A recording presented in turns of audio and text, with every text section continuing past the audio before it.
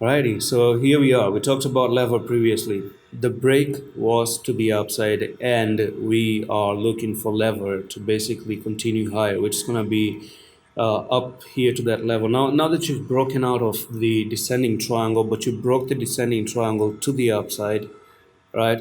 Previously did break to the downside, made a fake out, pushed to the upside very quickly. All right.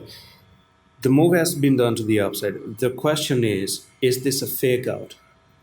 Is that a fake out? It can be a fake out and you can still come down and you can be trapped because it does love to make fake outs. One fake out was done right over there, right? With the wick, pop to the upside, make a bullish closing, and then trap you, and then went inside. One wick fake out came down, another wick fake out came down, and you do have this one more break to the upside. Can it be a fake out and then come down once again? That's the question that I'm gonna help you answer. And in order for that one to be answered, you must wait for a retest always. So if you do come down to this level, perhaps if you're looking to come down here to 2781 and retest this neckline that you've broken out of, and you bounce off that level to continue higher, then there's a good chance you've made the retest and you're looking to go to 3766.